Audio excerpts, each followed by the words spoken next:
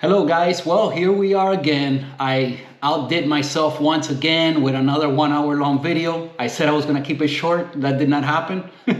So I'm gonna insert this little clip here I'm gonna split the video up, but don't worry, I'll post both videos at the same time.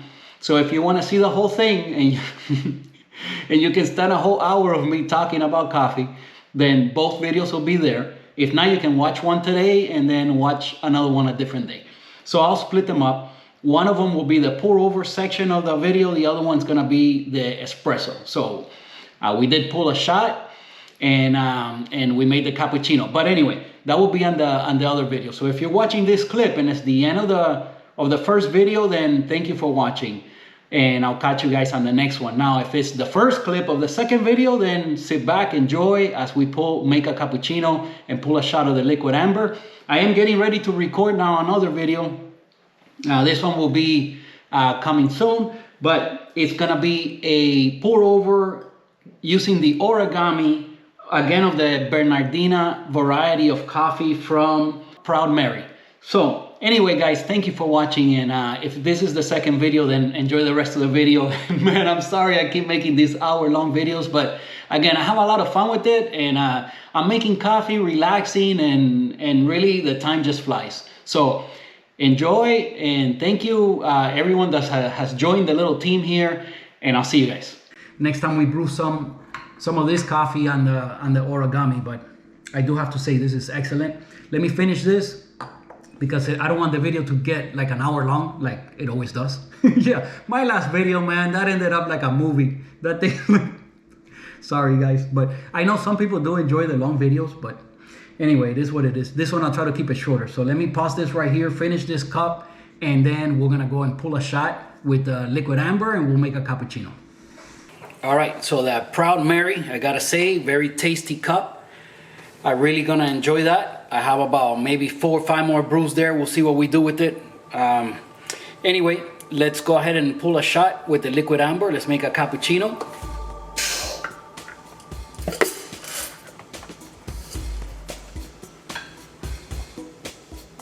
All right, let's go with 18 grams, our usual.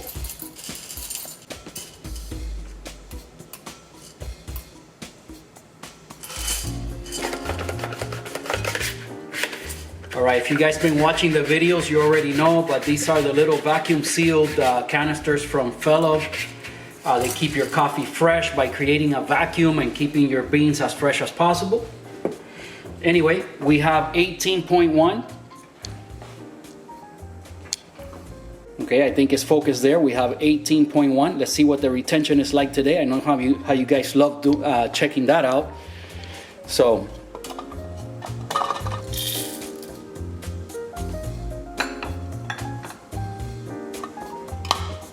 let's see what we get from the niche today.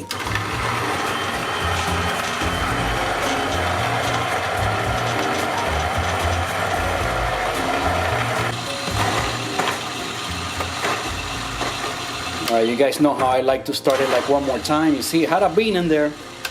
Definitely had a bean in there today. I have a feeling we're gonna have a little bit more than we started with. Okay, we were at 18.1 and we ended with 18.2. So I was right by a little. We're actually fluctuating. It's pretty much the same thing we put in. So 18.1, 18.2, there you see it. All right, so today we were right on point. Let's go ahead and pull a shot. Okay, so we're gonna start with a little puck prep. Let's put the scale off to the side. Make sure it's dry.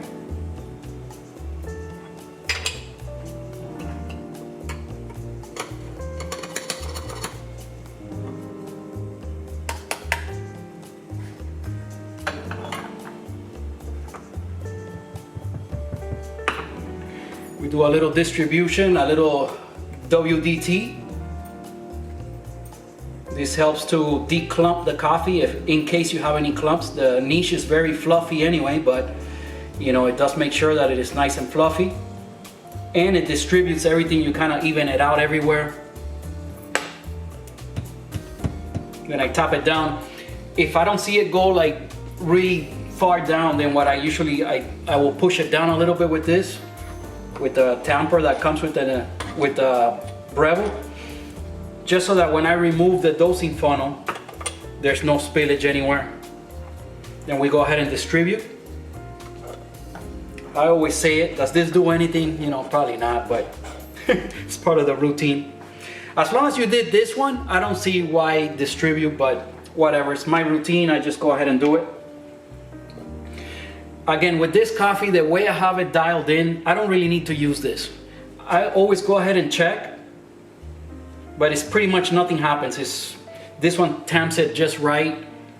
For this, 18 grams, ground the way it is now, dialed in the way it is. I don't really even need to do this part, but it's part of the process, just to make sure. But again, when I tamp with it, I don't notice it going down any further. So that means it's already hard enough. And again, I always tell you guys that if it should be nice and level, okay, nice and level, use the same pressure every time. How much pressure you're using is not as important as using the same pressure every time, keeping it consistent. So the other thing is that when you turn it upside down, nothing should fall out, okay? It should be nice in there. If it's falling out, that means, you know, you're probably not tamping hard enough, at least in my experience. Now, what happened the other day with the pre-ground coffee was crazy, because no matter how hard I would press it, again, Chris, if you have any input as far as that, man, let me know, because I don't understand it. I still haven't figured it out. With the pre-ground coffee, there's no way to get this stuff to just stick on there. It's just always loose, and I couldn't even figure it out. Again, with the pre-ground coffee, the store-bought pre-ground coffee that I tried using on the other video the other day for the tutorial, it was a total fail. I couldn't even get it to work. So I learned with grinding my own coffee from the beginning with the unpressurized double shot basket. It's what I've always used, it's the way I've always done it, and it's the way I learned. And again, I couldn't even get it to work with the store-bought pre-ground coffee. The shot was just a watery mess, and I couldn't get it to work. But anyway, let's go ahead. Okay, we locked it in. Let's get the scale ready, and then I'll bring you guys in closer. All right, so the scale is ready. Once you get the A flashing and it's zeroed out, everything's ready to go. Now you place the cup. And when you place the cup, it weighs it, but then it zeroes out on its own. Okay, this is why I like using this automatic mode. It's really cool. Oh, my machine timed out again. But it's really hot. I mean, it's been on now for like 2 hours. So let's go ahead and just go right into the shot. So as long as you're pressing the button down, you're doing pre-infusion. And hold it down for maybe 5-6 seconds. That's a nice pre-infusion. That's what we're doing right now. As soon as it starts dripping in the cup, okay, it will start timing the shot. Okay, now what we're hoping for is somewhere around 35 to 40 seconds, somewhere in there. But as soon as we hit 54 grams, okay, so I try to stop it at 52, and then it drips a little bit more and takes me up to 54 usually, or somewhere around there. And that process should happen in about 40 seconds, 35, 40 seconds. So you press the button again and it'll stop the machine. The same button that you started with. Okay, let's see where we end up today. Okay, 53.7 in 31. Okay, so being that I haven't, changed the adjustment on the niche, it shows that as the coffee ages, or even from day to day, just based on the weather and things like that, you could have a little bit different extraction. Okay, so this should have taken about another 5 seconds longer. And again, today it was 31, but now that's gonna be delicious. I know that we're in the range and it should be just fine. Let me taste it, and then we'll put the cappuccino together. All right, so let me remove my scale. I don't like getting it messy and dripped on. Put that off to the side. All right, let's taste this bad boy. Look at that crema. This coffee gives you so much crema. This liquid amber from Good Brothers. Look at how delicious that looks. All right, let's give it a taste.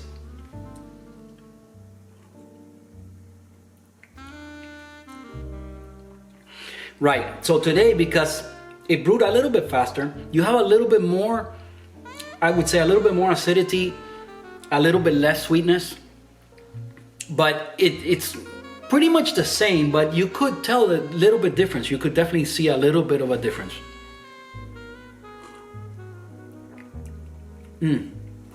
Delicious. As a matter of fact, if I was gonna drink just the straight shot with no milk, I think like this, it would be a little bit better. Okay, at least for my palate, you know, everybody's has a different taste. So this should be delicious. Let's go ahead and get the milk ready. Okay, you guys know how I like putting the sugar in first. 1 teaspoon.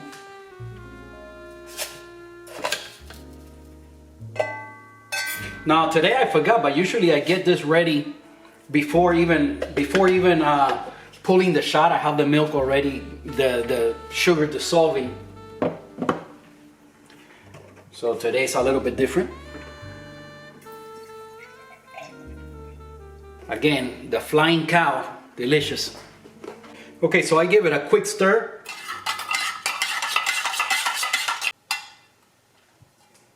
All right, so that's gonna start the sugar dissolving into the milk, and then when you steam it, you create that whirlpool action in there, and it'll incorporate all the air into the milk, the sugar, everything gets ready.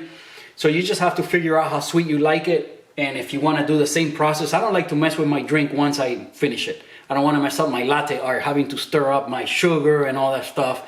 I avoid that by just putting the sugar in before, and we're set.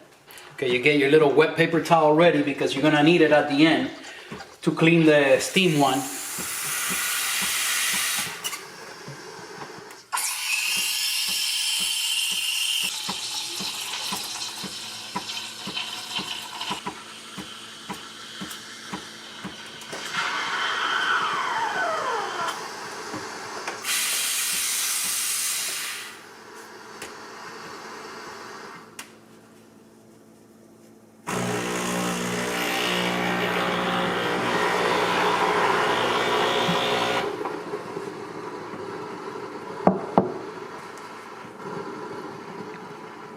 All right, lately I've been failing at the latte art. I shouldn't say lately, I usually fail at the latte art, but we'll see today. I can't believe what I found when I got a little piece of you into.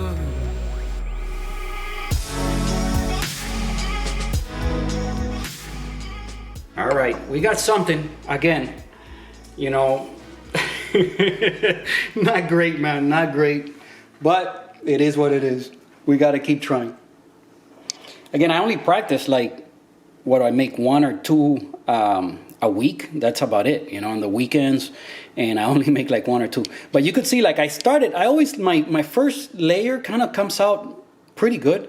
Then the second one, you know, it's missing this part. If I would have gotten that part right there, it would have been nicer. And then obviously the heart on top, again, it's missing the same part. So anyway, we got something though. We got something's better than nothing.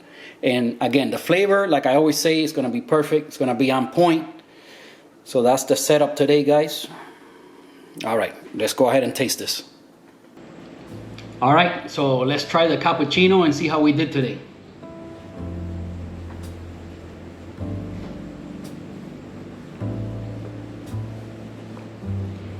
My goodness, it's so good every time.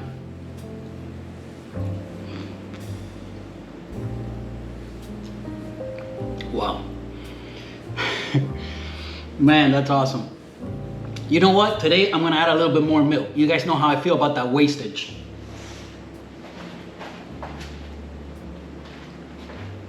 All right, so I'm gonna add a little bit here. We still have a little bit left, but you know, always lose a little bit. All right, there's always a little bit, you know, that I can't use, but I don't want to dilute it too much. I want to get that coffee flavor, you know, so that's the thing. If you keep adding milk, then it becomes like a latte and no longer like a cappuccino. And today I got a proper layer of foam on there, definitely the right amount.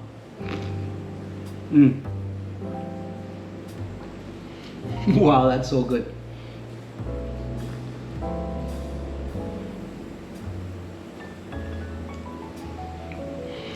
Yeah, definitely, you don't want to dilute it too much because you really want to get that coffee flavor, you know, so it's just awesome.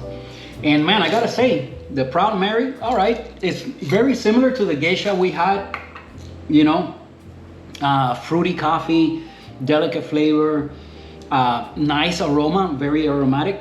So we'll try it with the origami next time, and we'll see if we can pull out a little bit more acidity out of it. I would like to have a little bit more acidity in there. Today it got a little bit sweeter, and I think it's just because of the brewing time. You know, I always tell you guys, if like a shorter extraction time, if it extracts well, because if not, you just end up with like a watery, just no good, you know.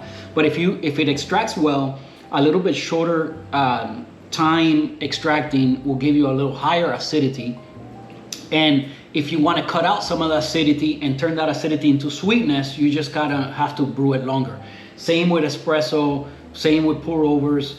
In my experience, is pretty much just the way it is. You know, you extract it longer, you'll get a little bit more sweetness. Now, if you overdo it, it'll start turning into like bitterness. Okay, so if you underdo it, like if you're way under extracted, it'll be more like sour. The acidity is like too high and sour tasting, not right. Okay, so then that's when you start crossing over. You get it to where it's right, nice and balanced. Now, finding the right balance for you, then it's different for everyone. You know, it's just depends on what your taste buds tell you. You know, you gotta let that dictate what you're doing.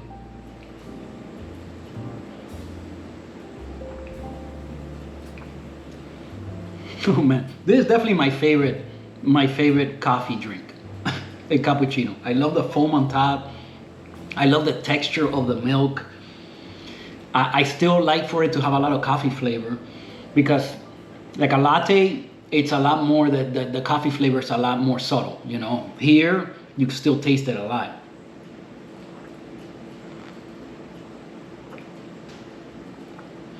The other one that you know, that I would say another one of my favorites would be the cortado.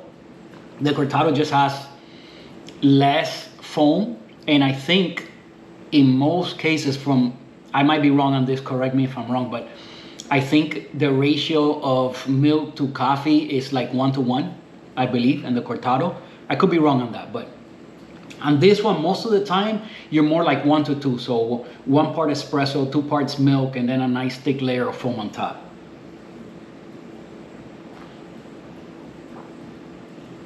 That's why I use these 8-ounce cups, because you have that extra space, so you can add the nice layer of foam.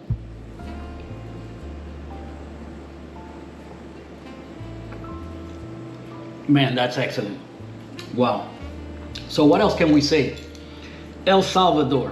I'm not sure. Are they big in the coffee game? You know, from what I've read, obviously, you know, anywhere in like Central America, you can grow good coffee, and as you get farther away from the equator, it becomes more difficult. Doesn't mean that you can't do it, but it becomes more difficult. Africa, in my understanding, is where like most of the coffee originated, if not all. I think from the little bit of research I've done, seems like coffee comes from Africa, like in the Ethiopia region. Is where all of these different, well, there's 2 main species of the coffee that we drink, right? There's the Arabica, and then there's the Robusta species, and then the 2 species have a whole bunch of varieties. Geisha being one of them. I guess this is not, from what I read, the little bit of research I did, this variety is like a mix of geisha and something else. I can't recall right now. But again, you guys can look at their website and check them out if you've never tried them. Recommend me some kind of coffee that you've enjoyed, or a roaster, a particular roaster that you guys like, and I'll try to order something from there.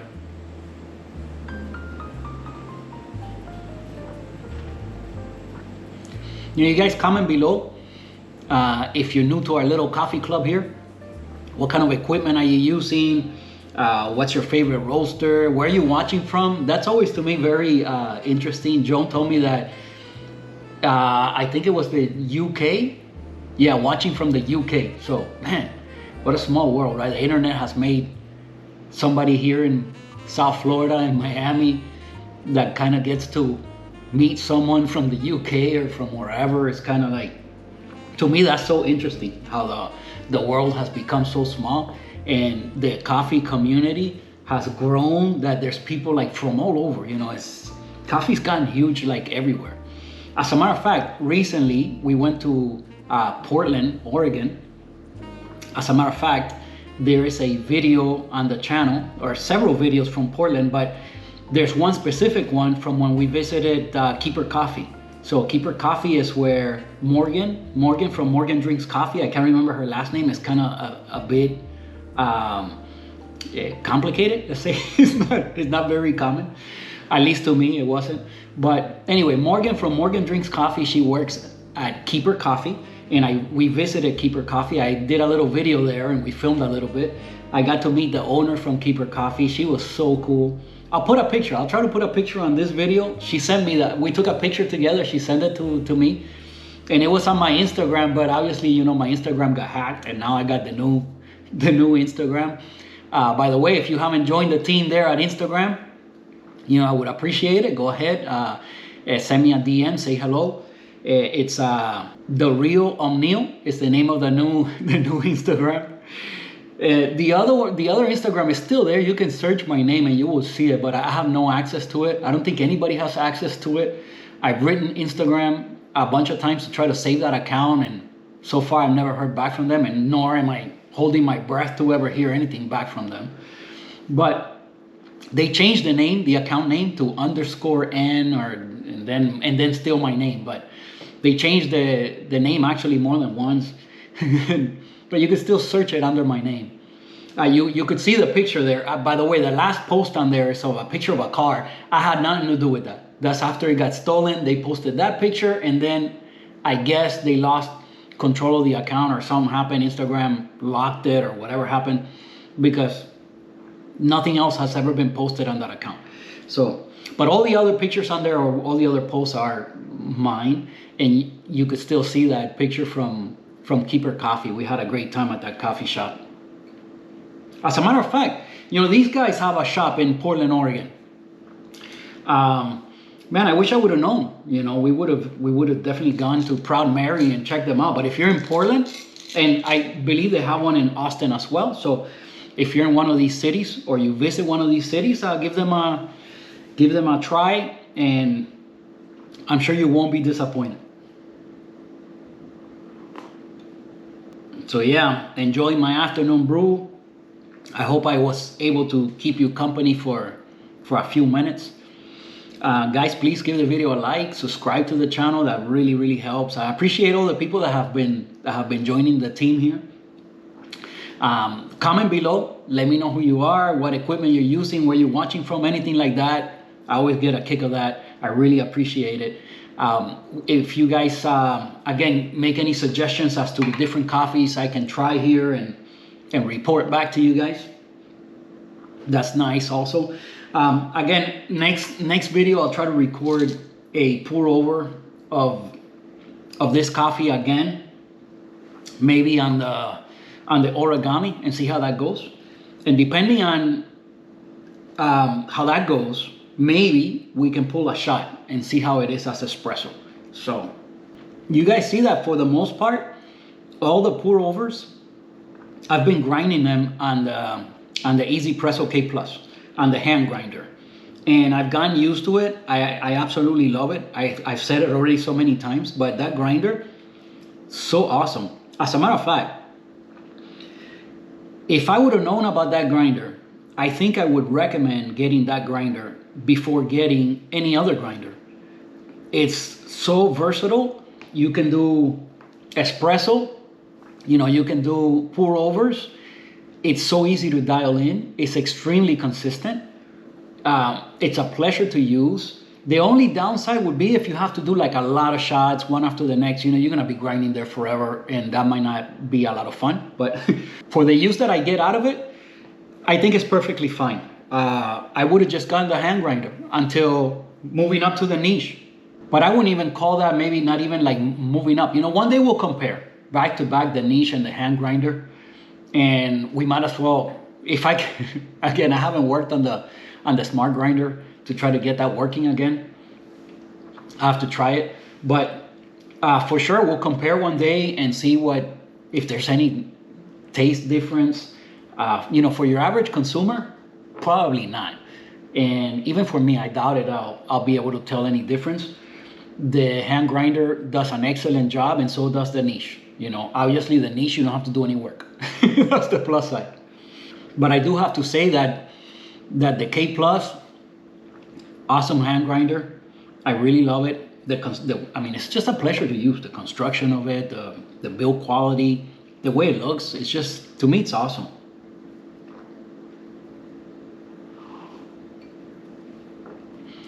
One last sip. Anyway, cheers. Thank you for watching. This is gonna do it for today. Thank you for watching, and I'll see you guys on the next one.